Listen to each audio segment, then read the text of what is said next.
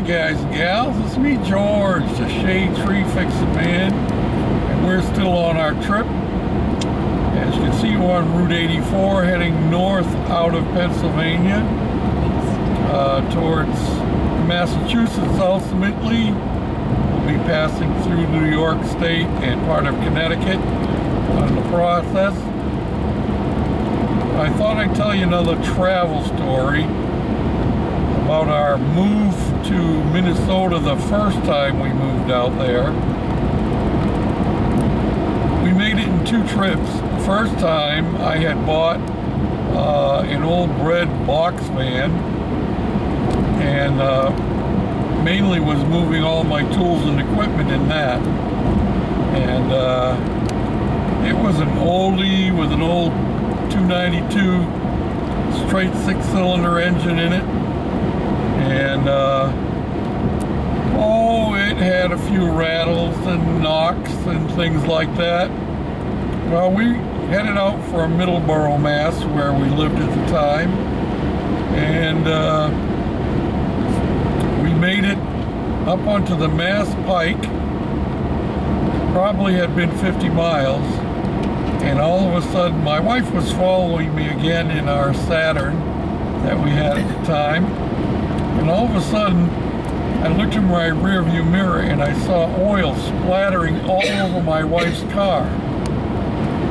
And I suddenly realized that it was coming out from under my truck. So I pulled over to the side and crawled underneath, and here the oil pan had rotted through on the bottom of all places and was dripping oil out of it. This was the beginning of answering the question to my wife why I always carried a bucket of brackets and nuts and bolts and all that kind of stuff. Well, I didn't have anything immediately at hand to professionally fix that hole in the oil pan. But what I did was I took some cardboard that, I don't know, was out of a candy bar wrapper or something like that. You know, the thin cardboard they have in there? And I found me a sheet metal screw, the biggest one I had in my box of junk.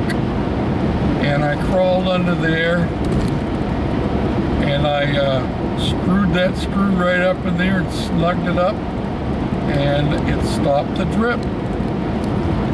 So I filled the oil back up and continued on driving. Well, we made it into New York State, and it was pouring down rain, and we were on an interstate highway. I can't remember which one now. It was a lot of years ago. But my exhaust kept getting louder and louder and louder, and all of a sudden it really got loud, and I could hear my muffler dragging on the ground. So because it was raining, I looked for an overpass, and I pulled under there, and I got underneath with some tools and pulled the muffler and tailpipe off and put them in the cab next to me, because there's no room in the back. The back was stacked right up to the ceiling with tools and equipment. And we continued on our trip, but the more it rained, the more my windshield leaked. And so I figured, well, I'll stop at like a truck stop kind of thing, and surely either they'll have some windshield sealer or maybe a small tube of silicone caulking or something like that. Well, the place I stopped at had none of the above. So I bought a double pack of beech nut gum. Chewing gum, yeah.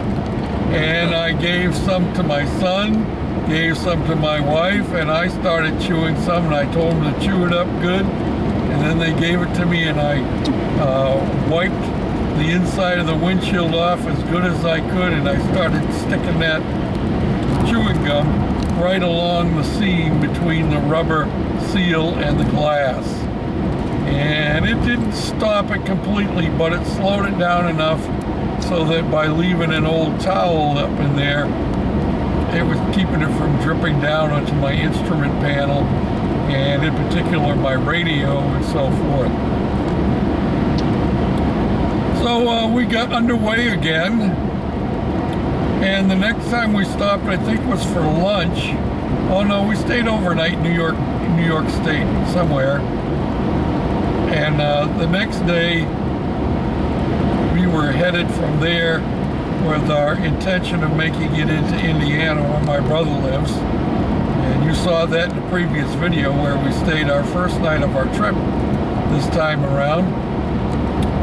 And when you headed to Minnesota, that's the last stop along the trip. We'll be doing it again this time. But we stopped for lunch that next day, and when I came out, tried to start the truck, it didn't want to start. And as it turned out, one of the bolts had dropped out of the starter. So I crawled underneath again, and I tightened it up as good as I could, and tightened up the little bracket there was a little bracket on the top of the starter that was supposed to help hold it in place, and that was missing the bolt. And so I just tightened up the one bolt that was in it and got it started, and we headed on our way. Well, you've all seen my logo for my channel, and the picture that's on my sticker, card, whatever you want to call it, of a guy laying underneath of a 29 Ford Roadster. Well, that guy laying underneath the car is actually a picture of me that my brother had taken of me in his driveway, laying on a blanket underneath that old box van, working on the starter. We found the right size bolt for it, and I replaced the bolt in the little bracket that was missing, and we made it the rest of the way, all the way from Indiana into Minnesota, with no more mishaps.